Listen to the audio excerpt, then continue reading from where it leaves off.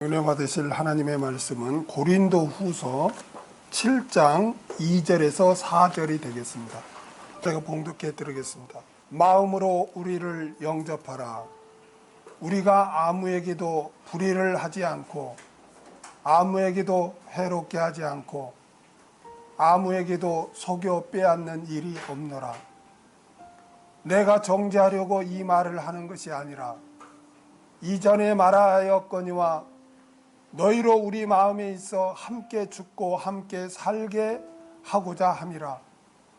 내가 너희를 향하여 하는 말이 담대한 것도 많고 너희를 위하여 자랑하는 것도 많으니 내가 우리의 모든 환난 가운데서도 위로가 가득하고 기쁨이 넘치는도다. 아멘. 거듭 화해를 권면한 사도 바울, 이런 제목으로 같이 말씀을 나누고자 합니다. 사도 바울은 고린도 교회의 성도들에게 고린도 교회에 침투한 거짓 교사들과 함께하지 말라 라고 권면하면서 여러 가지 비유를 들었죠. 뭐 멍에를 매지 마라 뭐 이렇게 하면서 여러 가지 비유를 든 다음에 그런 거짓 교사들에게서 너희가 구별되어서 영과 혼과 육을 흠없게 보존해라 라고 그렇게 권면했습니다. 그리고 오늘 본문에서는 고린도 교회 교인들과 사도 바울 일행이 정말 화해해야 된다 라고 다시 한번 또 권면을 합니다. 2절, 마음으로 우리를 영접하라. 우리가 아무에게도 불의를 하지 않고 아무에게도 해롭게 하지 않고 아무에게도 속여 빼앗은 일이 없노라. 마음으로 우리를 영접하라. 마음으로 영접하라. 이 말은 어떤 형식적이거나 어떤 남에게 보여주는 식으로 외식하는 그러한 것으로 우리를 받아들이지 말고 중심으로 마음으로 우리를 받아들이라고 그렇게 권면을 했습니다. 여기서 우리가 깨달을 점이 있습니다. 많은 사람들이 있잖아요. 많은 사람들은 내가 어떤 말과 어떤 행함을 하는 것을 아주 중요하게 여깁니다. 물론 그 행함도 굉장히 중요해요. 그렇죠? 행함이 없는 믿음은 죽은 믿음이니까 행함이 중요하단 말이에요. 그렇죠? 행한 대로 하나님은 갚으시니까. 그런데 우리가 오해하지 말아야 될 것이 있어요. 아, 나는 주일 성수했어. 오늘 예배 참석했어. 나는 뭐 11조를 드렸어. 그러니까 나는 다 된 거 아니야? 이렇게 오해하기 쉽단 말이에요. 우리가 잊지 말아야 될 게 뭐냐면은 우리의 말과 우리의 행함도 중요하지만 하나님은 그것뿐만 아니라 우리의 중심, 우리의 마음도 보신다는 거예요. 우리의 마음도 보신다는 거예요. 사무엘상 16장 7절을 한번 보겠습니다. 여호와께서 사무엘에게 이르시되 그 용모와 신장을 보지 말라. 내가 이미 그를 버렸노라. 나의 보는 것은 사람과 같지 아니하니 사람은 외모를 보거니와 나 여호와는 중심을 보느니라. 할렐루야. 우리 하나님은 뭘 본다고요? 중심을 보신대. 중심을. 마음을 보신다는 거예요. 마음. 마태복음 18장 35절을 한번 볼까요? 너희가 각각 중심으로 형제를 용서하지 아니하면 내 천부께서 너희에게 이와 같이 하시리라.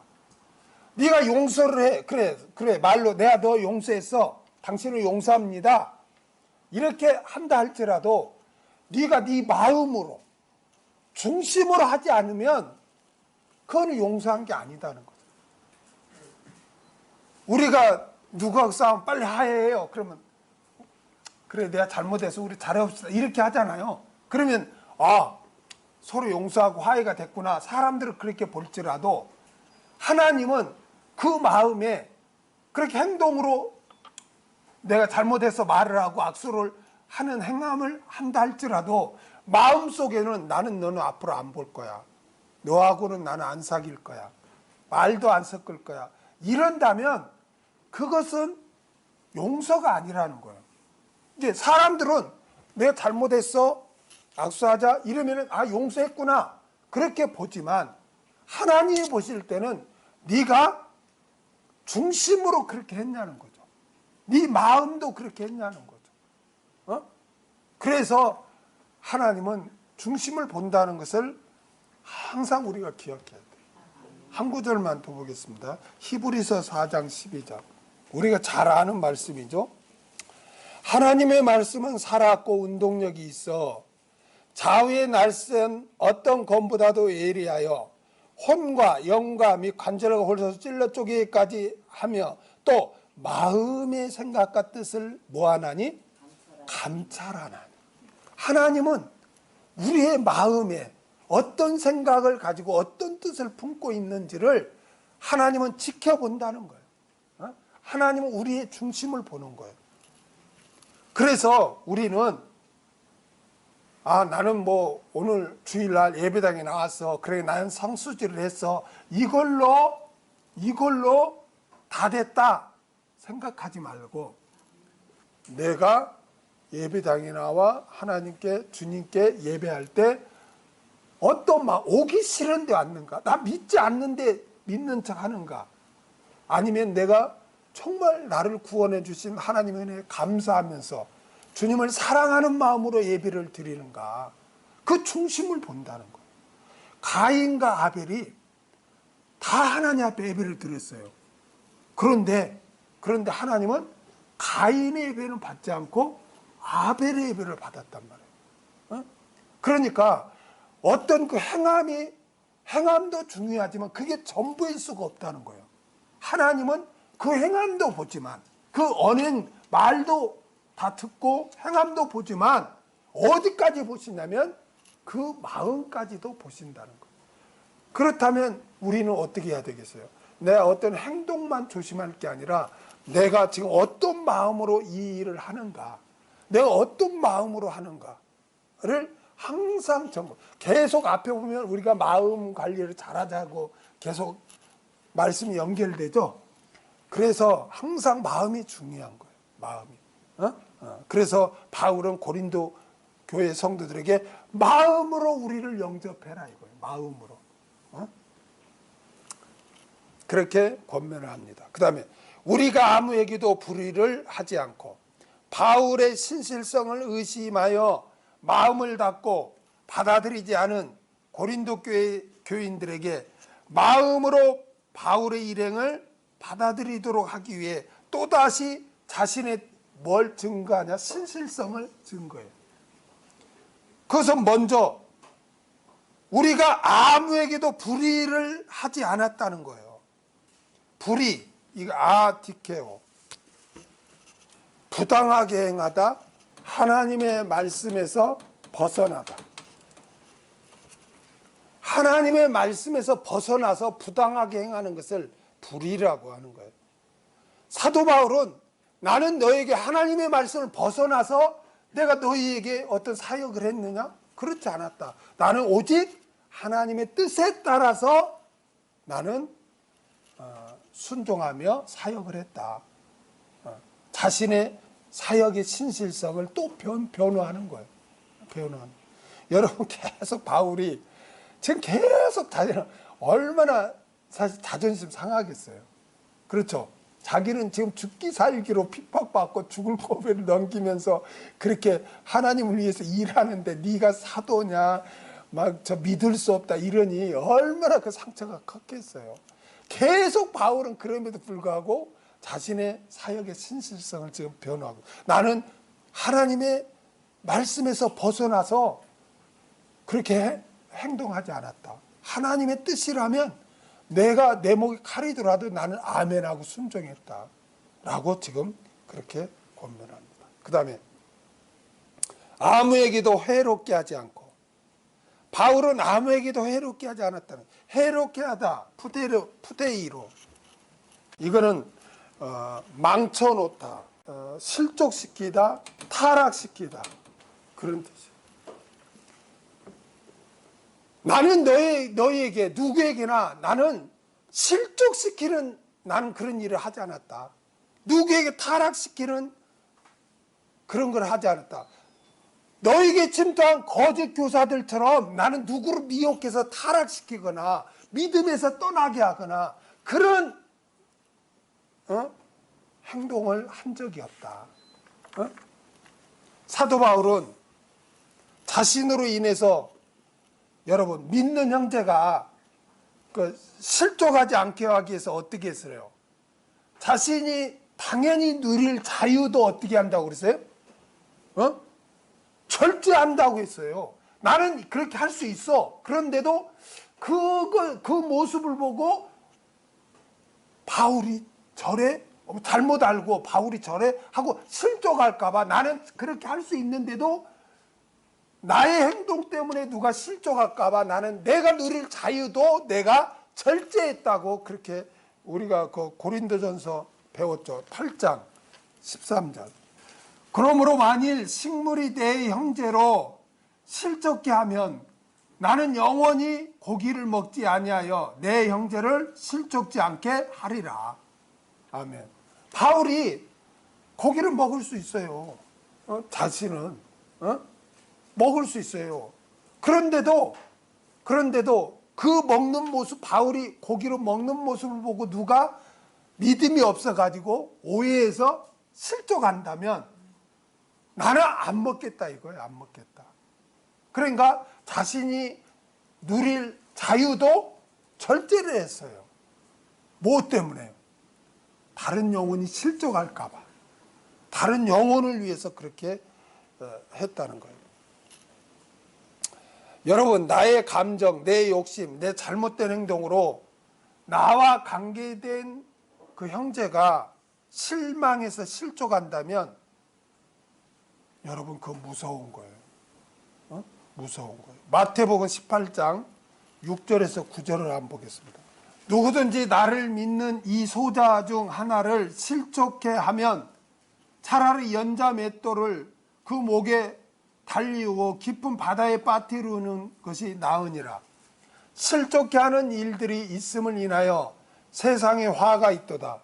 실족해 하는 일이 없을 수 없으나 실족해 하는 그 사람에게는 화가 있도다. 만일 내 손이나 내 발이 너를 범죄케 하거든 찍어 버리라. 불구자나 쫄름바리로 영생에 들어가는 것이 두 손과 두 발을 가지고 영원한 불에 던지는 것보다 나으니라. 그러니까 철저하게 자신의 어떤 실수, 죄를 범함으로써 나와 관계된 사람이 실족해 한다면 그것을 어떤 희생을 각오하더라도 그거는 그렇게 해서는 안 된다는 거예요.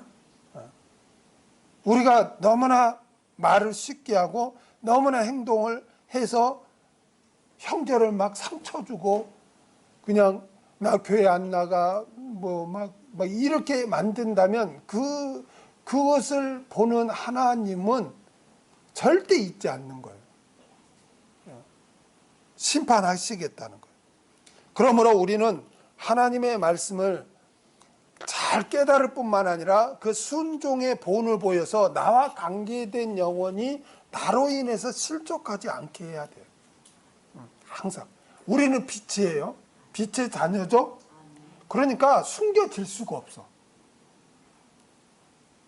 진정한 그리스도인이라면요, 어디다 던져놔도요, 불신자들이 대번 알아요. 아, 저 사람은 우리와 다른 성도다. 그리스도 믿는 자다. 이렇게 돼요. 이렇게 돼요. 이렇게 돼요.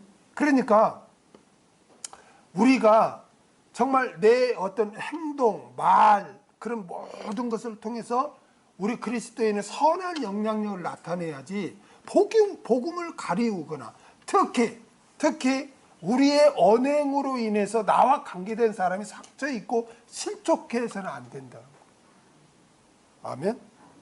막 심지어 정죄해가지고 막 잘라버리고 이런 거는 정말 이거는 성경에서 보면 이건 무서운 일이에요. 그런데 막 감정에 치우쳐서 막 자기 마음에 안 든다고 자기가 하나님 노릇 해버리면 그거는 정말 하나님 앞에 섰을 때 그거는 책임을 감당해야 되는 거예요. 바울은 나는 절대 실족해하는 그런 거에 대해서 내가 누릴 자유조차도 나는 제어를 했다라고 자신의 사역을 신실성을 또 변호를 했습니다. 그 다음에 아무에게도 속여 빼앗은 일이 없노라. 속여 빼앗다, 플레오 넥테오. 이 속여 빼앗다, 이게 뭐냐면 금전을 착취하다. 사도 바울은 사역을 하면서 탐심을 품고 사람들에게 금품을 착취하지 않았다는 거예요. 여러분, 거짓 교사들의 특징이 뭡니까? 특징이 뭐죠? 갈취하는 거예요, 여러분. 그러나 바울은 내가 언제 할 때 내가 너희들에게 금품을 갈취했냐? 내가 정말 어디를 갔더니 믿는 자도 없어. 누가 도와주지도 않아. 영접도 안 해. 어디 가면 교회라도 있으면 교회에 가서 재워주고 먹여주면 거기서 복음도 전하고 가르치고 했는데 어느 지역에 가면은 그것도 없는 거예요. 그러면 어떻게 유대인들, 이방인들이 바울을 환영합니까? 이상한 교리를 전파한다고 막 핍박하고 죽이려고 하지. 그럴 때는 어떻게 했어요? 장막을 막 기어서 그냥 복음 사역을 한 거예요. 일을 하면서. 그러면서 아무에게도 내가 속여 빼앗아, 내가 금품을 갈취하지 않았다. 그렇게 하는 거예요. 여러분, 목회자들에게 있어서 이 금품의 돈 문제는 굉장히 심각한 거예요. 성경에서는 그런 거 없어요, 여러분. 그런 거 없어요. 금전을 착취하면 안 돼요. 하나님을 위한데 왜 그거 못하냐? 그 말은 그렇잖아. 그게 뭐예요? 그 갈취 아니에요, 갈취? 갈취. 헌금은 자원에서 해야 돼요, 자원에서. 자원에서 하지 않으면 하나님이 기뻐하지 않아요, 여러분. 자원하는 마음으로 해야 하나님이 영광을 받아요. 그러니까 억지로 해서도 안 되고, 그냥 목사가 그냥 막 갈취를 한다고 해서도 안 되는 거예요, 그거는. 자원에서 믿음과 사랑을 헌금할 때 하나님께서 기뻐하고 영광 받으시는 거예요. 하나님께서는 자원하여 헌신하는 것을 기뻐해요, 여러분. 출애굽기 35장 21절을 보겠습니다. 무릇 마음이 감동된 자와 무릇 자원하는 자가 와서 성막을 짓기 위하여 그 속에서 쓸 모든 것을 위하여 거룩한 옷을 위하여 예물을 가져 여호와께 드렸으니. 여기 보면 무릇 마음이 감동된 자와 무릇 자원하는 자가 와서 예물을 드렸다는 거예요. 그러니까 하나님의 일은 성령께서 그 마음에 감동을 준 대로 하거나 아니면 자원해서 해야 되는 거예요. 신명기 16장 10절을 보겠습니다. 내 하나님 여호와 앞에 77절을 지키되 내 하나님 여호와께 내게 복을 주신 대로 내 힘을 헤아려 자원하는 예물을 드리고. 어떤 예물을 드리고? 자원하는 예물을 드리고요. 자원하는 예물. 한 구절만 더 보겠습니다. 베드로전서 5장 2절 한번 볼까요? 너희 중에 있는 하나님의 약물을 지대 부득이함으로 하지 말고 오직 하나님의 뜻을 쫓아 뭐함으로? 자원함으로 하며 더러운 일을 위하여 하지 말고 오직 즐거운 뜻으로 하며. 자원에서의 하나님이 기뻐하시고 영광을 받는 거예요. 사도 바울은 성도들이 자원하여 드린 헌금으로 복음 사역을 하고 교회를 도왔지 탐심을 가지고 성도들의 금품을 갈취하지 않았다는 거예요. 지금 자신의 사역의 신실성을 지금 계속 변호하는 거예요. 3절 내가 정죄하려고 이 말을 하는 것이 아니라 이전에 말하였거니와 너희로 우리 마음에 있어 함께 죽고 함께 살게 하고자 함이라. 내가 정죄하려고 이 말을 하는 것이 아니라. 사도 바울은 고린도 교회 성도들에게 자신을 변호하는 이유가 내가 너희를 정죄하기 위해서 그렇게 하는 게 아니다.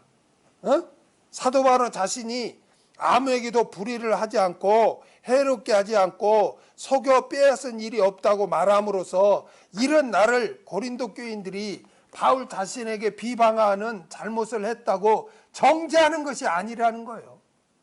사도 바울은 단지 고린도 교인들이 바울에 대해 오해한 것을 풀어서 바울을 인정하고 중심으로 영접해 주기를 바라는 마음으로 자신의 사역의 신실성을 이렇게 변호한다고 그렇게 하는 거예요. 여러분, 얼마나 바울이 지금 조심을 하면서 고린도 교인들이 상처받을까 봐 조심히 하면서 권면합니까? 자신을 비방하는 고린도 교인들에게 나는 금품을 갈취하지 않았다, 나는 불의를 따라 행하지 않았다, 이렇게 증거할 때 그 말을 들으면 고린도 교인들은 마음에 어떤 찔림이 있을 거 아니에요. 혹시 그렇게 괴로워할까 봐 내가 너희를 그렇게 정죄하려고 내가 지금 이 말을 하는 것이 아니라 나의 사역의 신실성을 지금 증거한다. 그러니까 너희들이 나에 대해서 의심하고 이런 오해를 풀고 중심으로 나를 받아들이라. 라고 지금 바울이 권면해요. 그러니까 보세요. 이렇게 권면을 할 때도 얼마나 조심스럽게 합니까? 그렇죠? 그러니까 우리가 말도 항상 이렇게 생각하고 조심스럽게 해야 돼. 그리스도인들은 그냥 그냥 나오는 대로 막 뱉어버리고 감정에 나오는 대로 막 하고 하면 안 돼요. 우리가 이렇게 성급하게 자문서에 보면 성급하게 내뱉는 자가 이렇게 실수한다고 그러잖아요. 그러니까 우리 그리스도인들은 아무리 좋은 말도 잘못 빠르게 말하거나 톤 높여서 말하거나 하면 상대방이 기분 나쁘잖아요. 지금 바울은 자신의 신실성을 권면하면서도 그 고린도 교회 성도들이 그것 때문에 상처받을까 봐 내가 너희를 정죄하려고 이런 게 아니라 나에 대한 오해를 풀어라. 나는 이렇게 사역을 했다라고 해서 나를 영접해라는 그렇게 하면서 권면하잖아요. 이런 모습을 통해서 우리들도 항상 이렇게 여러분 성 팍팍 내는 사람이 지는 거예요. 사회생활에서도 싸움에서 이기는 사람은 어떤 사람이 이기는지 아세요? 조용히 할 말 다 하는 사람이 이겨. 막 감정도 안 돋구고. 그래서 이런 것도 우리가 본받자. 바울이 지금 얼마나 내가 이러지 않았냐 이럴 수도 있는데 내가 너희를 정죄하려고 이런 말 하는 게 아니라 나에 대한 오해를 풀고 나를 영접해라 라는 뜻으로 지금 이렇게 자신의 사역의 신실성을 변호했다고 지금 증거합니다. 이전에 말하였거니와 너희로 우리 마음에 있어. 이전에 말하였다는 것은 고린도전서 6장 11절 13절을 말합니다. 이전에 말하였거니와 이 말씀 위에 고린도후서 6장 11절 13절을 써놓으면 돼요. 이 말이에요. 고린도인들이여 너희를 향하여 우리 입이 열리고 우리의 마음이 넓었으니 너희가 우리 안에서 좁아진 것이 아니라 오직 너희의 심정에서 좁아진 것이니라. 내가 자네에게 말하듯 하노니 보답하는 양으로 너희도 마음을 넓히라. 이 말이에요. 이전에 내가 말하였거든요. 이 말. 고린도서 6장 11절 13절을 가리켜. 사도 바울은 여기서 우리 마음이 넓었으니라고 고백했죠. 사도 바울은 넓은 마음으로 자신의 사도성을 의심하고 자신의 신실성을 비방하던 고린도 교인들을 품었다는 거예요. 그래서 너희는 우리 마음에 있다는 거예요. 그렇죠? 아까 그러잖아요. 바울이 고린도 6장 11절에 13절에서 이렇게 우리가 마음을 넓혔고 너희도 넓혀라. 그래 너희가 우리 안에 있다 그러잖아요. 그러니까 바울은 고린도 교인들을 품었다는 거예요. 그래서 너희는 우리 마음에 있다는 거예요. 다시 말해서 나는 너희들을 용납하고 받아들였다는 거예요. 함께 죽고 함께 살고자 함이라. 자신을 비방하던 고린도 교인들을 넓은 마음으로 받아들인 것은 함께 죽고 함께 살고자 함이라는 것이에요. 이것은 사도 바울이 영적인 아비로서 영적인 자녀인 고린도 교회 성도들과 부모와 자식의 관계처럼 생사고락을 함께 하고자 하는 간절한 심정을 나타낸 거예요. 내가 너희를 영접한 것은, 마음속에 둔 것은 너희와 생사고락을 함께 하고자 한 것이다 라고 그렇게 한 것입니다. 이 세상뿐만 아니라 함께 부활하여, 여기 함께 살고자 함이라 그랬잖아요. 이건 부활도 말하는 거예요. 함께 부활하여 천국에서 영원히 함께 하고자 마음을 넓어 고린도 교인들을 받아들였다는 거예요. 이것은 사도 바울이 천국까지 염두에 두고 한 말이에요. 나는 너희들을 나는 이 세상에서 동고동락할 뿐만 아니라 부활해서 함께 영원히 천국에서 함께 살고자 함께 사는 자들에게 받아들였다는 거예요. 성도들은 이 세상으로만 끝난 게 아니에요. 아멘. 하늘나라에서 영원히 하나님과 함께 같이 영생하는 자들이에요. 믿습니까? 그러므로 우리는 서로 용납하고 서로 사랑해야 할 줄로 믿습니다. 4절. 내가 너희를 향하여 하는 말이 담대한 것도 많고 너희를 위하여 자랑하는 것도 많으니 내가 우리의 모든 환난 가운데서 위로가 가득하고 기쁨이 넘치는도다. 내가 너희를 향하여 하는 말이 담대한 것도 많고, 여기 담대한 것, 파르레시아, 숨김없이 말하다, 솔직하게 말하다. 그러니까 내가 너희에게 하는 말이 담대한 것이란 건 뭐예요? 나는 너희에게 어떻게 했다? 솔직하게 말했다, 그 말이에요. 우리 번역은 좀 이상하죠. 내가 너희를 향하여 하는 말이 담대한 것도 많고 그랬잖아요. 근데 원문대로 직역하면 나는 너희에게 솔직하게 말했다. 솔직하게, 숨김없이 나는 말했다. 왜 그랬을까요? 왜 숨김없이 솔직하게 말했습니까? 고린도 교인들을 뭐 했기 때문에? 신뢰했기 때문에, 사랑했기 때문에 그렇게 하는 거예요. 여러분, 사람은요, 누구를 신뢰하지 않으면 어떻게 해요? 숨김없이 말합니까? 그렇죠. 드러내지 않죠. 내가 상대방을 신뢰하니까 내가 고민도 다 털어놓고 다 상담도 하고 서로 이렇게 숨김없이 허물도 내놓고 대화하는 거 아닙니까? 신뢰하니까. 그러니까 내가 너희에게 숨김없이 내가 말했다. 이 말은 결국 뭐예요? 나는 너희들을 뭐 했다? 신뢰했다. 그런데 여러분, 그 고린도 교회 성도들은 어떤 자들이었어요? 바울을 뭐 인정했나요? 아니요.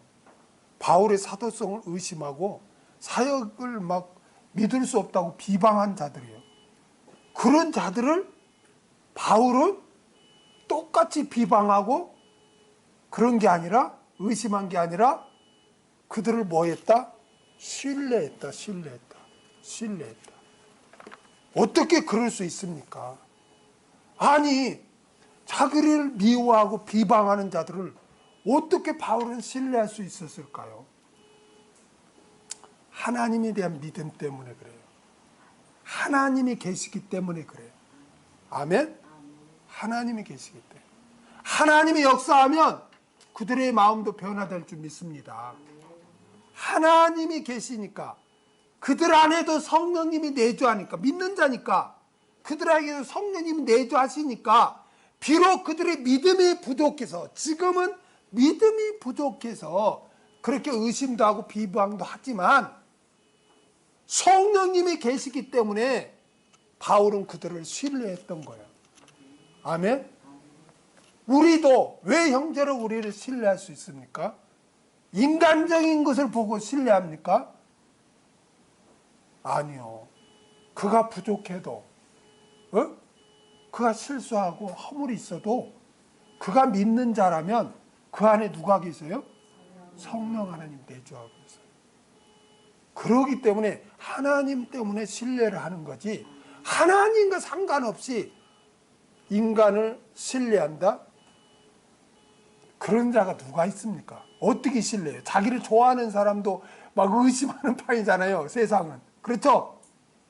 그런데 자기를 비방하고 의심하는 자를 어떻게 신뢰할 수 있어요? 하나님이 계시니까. 하나님이 안 계신다면 그럴 수가 없어요. 여러분, 오늘 우리가 굉장히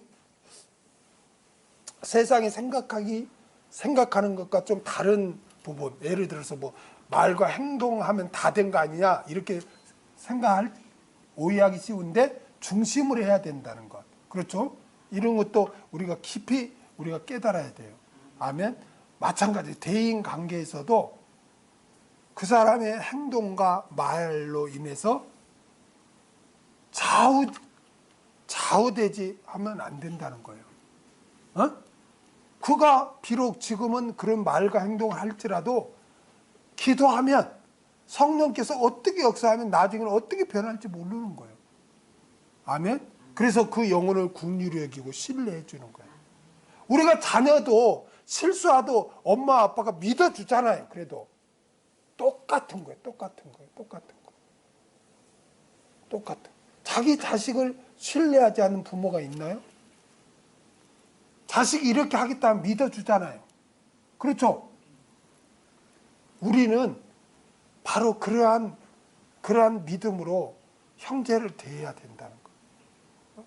바울은 지금 고린도 교인들이 자신을 비방하고 그렇게 해도 바울은 솔직하게 다 이야기를 했어요. 이거는 나는 너희를 신뢰한다는 거예요. 신뢰했다는 거예요. 그럼 어떻게 그런 자들을 신뢰할 수 있는가? 하나님, 성령님을 믿기 때문에 신뢰한 거예요. 아멘. 우리들도 항상 나와 관계된 사람이 부족하고 실수하고 믿음이 없더라도 우리는 그런 자들을 위해서 긍휼히 여기고 기도해주고 신뢰해줘야 할 줄로 믿습니다. 너희를 위하여 자랑하는 것도 많으니. 사도 바울은 고린도 교인들을 신뢰했을 뿐만 아니라 고린도 교회 성도들에 대해 자랑스러워. 우리 개역성경은 너희를 위하여 자랑하는 것도 많으니, 이 말을 들어보세요. 이 말씀은 너희를 위하여 나를 자랑한다 이렇게 들리죠. 근데 말이 안 맞잖아요. 너희를 위하여 그랬잖아요. 너희를 위하여 자랑하는 것들이 많으니, 이 말은 나는 너희들을 자랑스럽게 여긴다 이 말이에요. 번역이 좀, 우리 개역성경은 읽으면 우리나라 말인데 읽고 나서 이게 뭔 뜻이지? 이렇게 하는데, 너희를 위하여 자랑하는 것도 많으니, 이 말은 나는 너희를 자랑스럽게 여기니, 이렇게 해석을 하면 더 정확하게 이해가 되겠죠. 사도 바울은 비록 고린도 교회 성도들이 부족하고 믿음이 없고 그럴지라도 그들을 어떻게 여겼어요? 자랑스럽게 여겼다는 거예요. 자랑스럽게. 이게 참 중요한 거예요. 우리 부모들도 자녀들이 부족해도 자녀들을 자랑스럽게 여기잖아요. 그렇죠? 그거와 똑같아요. 그러니까 오늘 우리가 형제에 대할 때 어떤 자세를 가져야 하는가를 우리가 잘 생각해야 돼. 왜 잘 생각해야 되냐면 우리는 이 세상 불신자들과 살잖아요. 그럼 불신자들은 이런 자세를 가질 수 있어요, 없어요? 없어. 그렇죠? 없어. 어떻게 자기를 비방하고 자기를 비난하는데 그들을 자랑스럽게 여겨. 이거는 누구만 할 수 있어? 그리스도인만 할 수 있는 거예요, 지금. 아멘? 그러니까 여러분은 항상 나는 누구다? 그리스도인이다. 자긍심을 가지고 세상 사람과 똑같이 구습을 쫓아 살아서는 안 돼요. 어? 세상 사람들은 그게 맞는 것 같이 보이죠. 내가 지난주에 주님을 따르는 자들이 부모가 죽었으니 장사하고 오겠습니다. 또 인사하고 오겠습니다. 근데 주님은 단호하게 그걸 자르죠. 그렇죠? 이거 주님은 그냥 너무 냉정한 거 아니야? 어떻게 인륜적으로 그럴 수가 있어? 그렇게 생각할지 몰라요. 주님이 지금 거기서 말씀하시는 거는 너희는 세상 사람들과 달라야 된다는 거예요.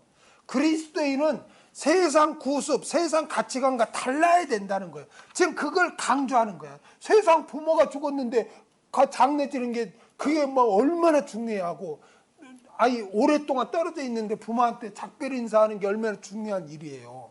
그런데 주님은 그렇게 하지 말도록 하고 나를 쫓으라 그러잖아요. 나의 뜻을 쫓으라 그러잖아요. 이렇게 잘못 생각하면 이거 뭐가 잘못됐는데 그렇게 왜 잘못됐는데 생각하는 것 자체가 뭐냐면 세상적인 가치관에서 보니까 그래요. 우리는 세상적인 가치관 윤리도덕으로 우리는 사는 자들이 아니에요. 생각하고 행동하는 자들이 아니라 하나님의 말씀에서 따라 사는 거예요. 이게 이해 안 될 때 있죠. 자, 들어보세요. 하나님이 가나안에 들어갈 때 뭐라고 명령을 하냐면 짐승까지 어린아이까지 다 죽여라 그래요. 그렇죠? 이게 인간적인 입장으로 이해가 됩니까, 여러분? 하나님은 사랑이라며. 그렇죠? 그런데 가나안에 너희 들어가면은 어린아이까지 하물며 짐승까지 다 죽여라. 그렇게 하나님이 명령하잖아요. 그럼 여러분은 그 순간에 어떤 생각을 여러분은 가집니까? 세상 가치관으로 윤리도덕으로 생각하면 야 이건 잘못된 거야. 어떻게 하나님이 어린아이가 뭔 죄가 있어. 왜 어린아이까지 죽이고 짐승이 말 못하는 짐승이라는데 왜 짐승까지 죽여야 돼? 이건 하나님이 뭔가 실수한 거야. 잘못한 거야. 이렇게 말하는 것은 지금 그 사람은 세상적인 가치관, 인본주의에서 그걸 보는 거예요. 아멘? 우리 그리스도인은 어떤 자들이냐면 하나님이 살인해라, 죽여라 그렇게 말하면 그게 선이야. 이해가 돼요? 선이라니까. 거짓말도 하나님의 뜻에 합하면 선이야. 기생 라합이 거짓말하죠. 거짓말 하잖아요. 숨겨두고 갔다 오고 거짓말 하잖아요. 하나님은 그것을 선이라고 인정했어. 정탐꾼을 숨겨주고 인정한 게. 이해가 돼요? 그러니까 살인은 나쁜 거야. 그거는 세상 가치관에서 윤리도덕에서 그렇게 보는 거야. 그런데 하나님이 죽이라 하면 그게 선이라니까. 이해가 돼요? 그러니까 주님이 너희들 나를 따르냐? 그러면은 오직 내 명령에 따르고 나를 쫓으라 그래. 그러니까 작별 인사를 하고 장례를 치는 거기서 그래 단호하게 하나님이 주님이 사랑이 없어서 그럴까요? 지금 뭔가를 지금 교육시키는 거야. 너희들이 어떤 자들이냐? 너희들은 이 세상 가치관 윤리 도덕을 따르는 자들이 아니라 너희는 오직 나의 명령, 나의 계명을 따르는 자들이야. 이거를 지금 거기서 교육시키는 거예요. 그 가르쳐. 그걸 성경 해석으로 이해 못하면요. 야, 이건 기독교는 뭐가 잘못됐어. 윤리 도덕도 없어. 이렇게 오해를 하는 거예요. 아멘? 그러니까 항상 우리들은 하나님의 하나님의 뜻에 합당하게 살아야 되는 게 최고의 선인 거예요. 하나님이 하라는 건 선이고 하나님이 하지 말라는 건 악이에요. 아멘? 그거를 우리가 늘 기억하고 해야 되는 거예요. 아멘? 그래서 우리는 세상 사람들이 그래 가치관을 가진 것으로 형제를 나와 관계된 사람을 대해서는 안 된다는 거예요. 성경에서는 나와 관계된 사람이 실수하고 부족해도 신뢰하라면 우리는 신뢰해야 돼요. 믿습니까? 그럼 누가 계시기 때문에? 성령님, 하나님이 계시기 때문에. 그렇게 하면 결국 합력과의 선이 되는 거예요. 그래서 우리가 어떤 말과 행동하는 것을 우리가 함부로 하면 안 되고 항상 우리가 그리스도인 입장에서 해야 할 줄로 믿습니다. 그 다음에 내가 우리의 모든 환난 가운데서도 위로가 가득하고 기쁨이 넘치는도다. 사도 바울은 자신을 비방한 고린도 교인들을 정죄하거나 비판하지 않았습니다. 오히려 그는 고린도 교인들을 신뢰했으며 그들을 자랑스럽게 여겼습니다. 그리고 모든 환난 가운데서 충만한 위로와 기쁨이 넘쳐났습니다. 사도 바울에게 있어서 위로가 가득하고 기쁨이 넘쳐난 것은 고린도 교인들의 신앙이 온전하거나 고린도 교인들과 사도 바울 간의 관계가 완전히 회복된 상태가 되어서가 아닙니다. 고린도 교인들과 바울 사이에는 고린도후서를 기록할 당시에도 긴장이 지금 형성되어 있었습니다. 그리고 바울은 복음을 전하며 이방인들에게 핍박을 받았고 유대인들에게 위협을 당했습니다. 심지어 복음을 전에 세워진 고린도 교인들에게도 의심과 비방을 당했습니다. 이와 같은 바울은 복음 때문에 환난을 당했어요. 그래서 사도 바울은 우리의 모든 환난 가운데서 라고 그렇게 했던 것입니다. 그런데 그 모든 환난 가운데도 위로가 가득하고 기쁨이 넘친다고 지금 고백했습니다. 어떻게 이럴 수 있습니까? 오늘 본문에 가득하고 넘치는 데다가 모두 여기 가득하고 위로가 가득하고 기쁨이 넘치는 다. 이게 다 원문에는 뭐로 되어 있냐? 수동태로 되어 있어요.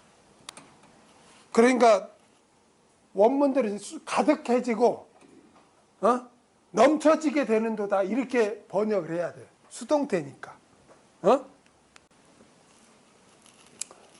들어보세요. 여러분 수동태는 뭐가 수동태죠? 제3자에 의해서 행해지는 게 수동태죠. 그렇죠. 그러면 이 위로가 가득해지고 기쁨이 넘치는 건 누구에 의해서 그렇게 됐다는 거예요. 지금 하나님에 의해서 그렇게 되었다는 거예요. 지금 바울의 입장은 모든 환난 가운데 있는 거예요. 그렇죠.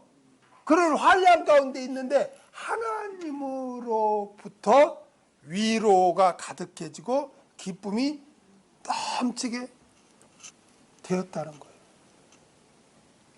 비방받는 상태에서 인간적으로는 도저히 용서할 수 없고 기뻐할 수 없지만 성령님의 도우심으로 용서할 수가 있고 위로가 가득해지고 기쁨이 넘칠 수 있었다는 것입니다.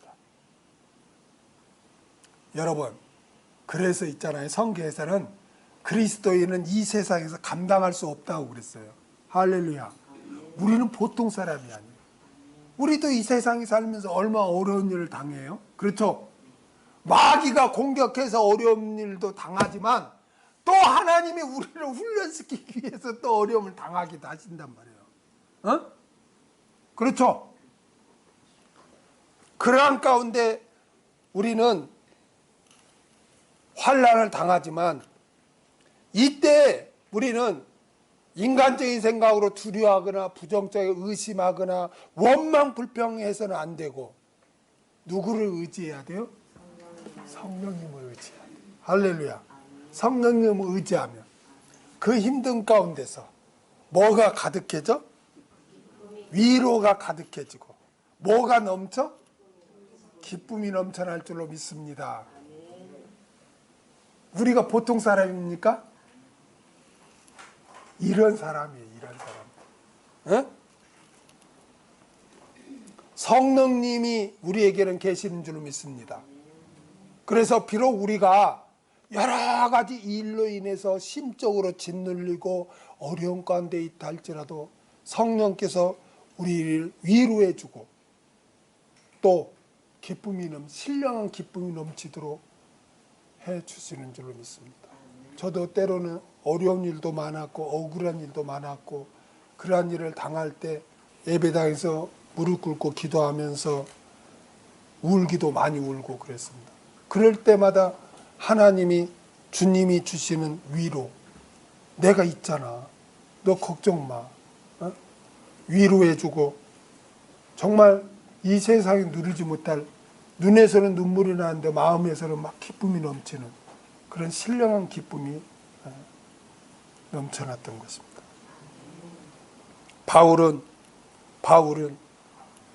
이렇게 불신자들 유대인들로부터의 핍박과 어려움을 당하고 심지어 자신이 전도에서 세운 교인들로부터도 공격을 받을 때 그 정말 세상적으로 어디 가서 위로받을 수 없는 그런 환경에서도 바울은 용서를 하고 신뢰하고 자랑스럽게 여기고 다 이렇게 할 수 있었던 것은 성령님으로부터 엄청난 위로와 기쁨을 받았기 때문에 그런 사역을 할 수 있는 줄로 믿습니다.